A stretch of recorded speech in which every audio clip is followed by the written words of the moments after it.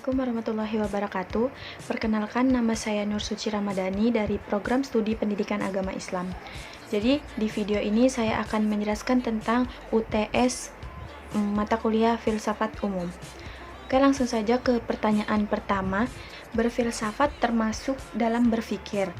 Namun, tidak semua orang yang berpikir itu berfilsafat dan bisa dipastikan bahwa semua orang yang berfilsafat itu pasti berpikir. Oke, langsung saja kita jawab. Jadi, langsung saja kita menjawab soal yang pertama. Jadi, secara ringkas, berfilsafat adalah bentuk khusus yang berpikir yang lebih mendalam dan terstruktur.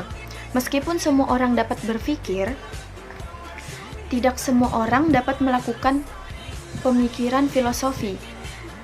Oleh karena itu, penting bagi individu untuk memahami dan memperdalam agar dapat mengembangkan kemampuan berpikir kritis dan analitis dalam menghadapi berbagai masalah kehidupan.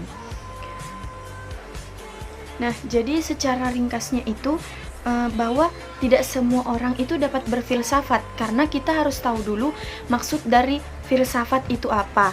Karena memang semua orang itu dapat berpikir, tapi tidak semua orang itu bisa berfilsafat, karena kita harus tahu dulu apa itu berfilsafat. Karena filsafat itu adalah pemikiran yang mendalam dan terstruktur. Jadi tidak semua orang dapat melakukan itu. Itu secara ringkasnya. Oke, lanjut ke soal nomor 2. Oke, lanjut ke soal nomor 2, yaitu jelaskan pengertian filsafat, objek filsafat, cabang-cabang filsafat, kedudukan ilmu, agama, dan filsafat. Oke, kita akan membahas soal nomor 2. Langsung saja. Filsafat adalah suatu disiplin ilmu yang mendalami pertanyaan-pertanyaan mendasar mengenai kehidupan, eksistensi, pengetahuan, nilai, akal, dan bahasa. Istilah filsafat berasal dari bahasa Yunani, yaitu filosofia, yang berarti cinta akan kebijaksanaan. Nah, objek filsafat itu ada dua, objek kajian utama atau objek materi, hal atau benda yang menjadi suatu fokus kajian filsafat tersebut, seperti fenomena alam atau perilaku manusia.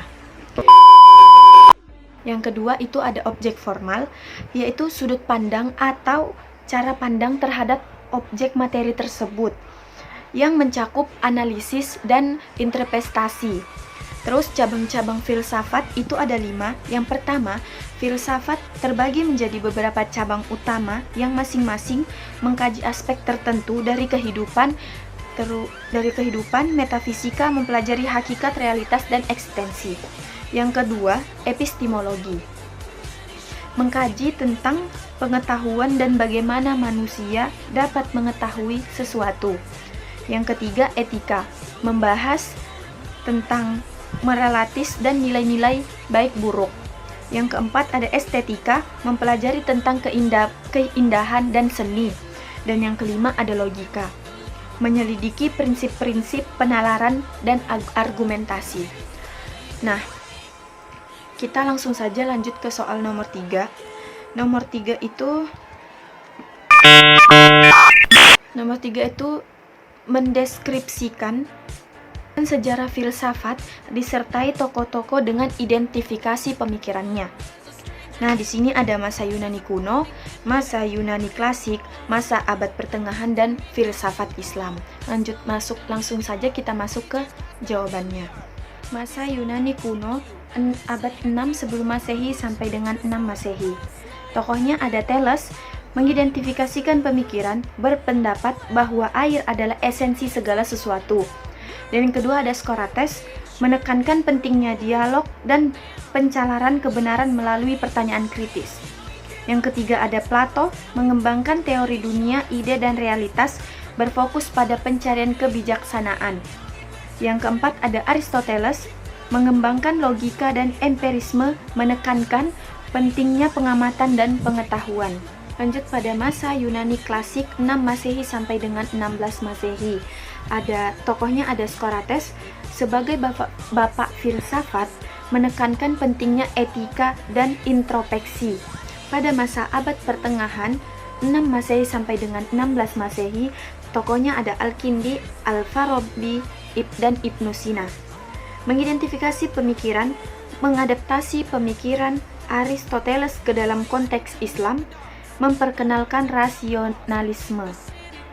Masa filsafat Islam, tokohnya ada Al-Ghazali, mengkritik rasionalisme dan menekankan pengalaman mistis dalam memahami Tuhan.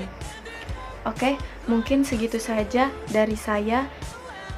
Jika ada salah kata, mohon dimaafkan. Assalamualaikum warahmatullahi wabarakatuh.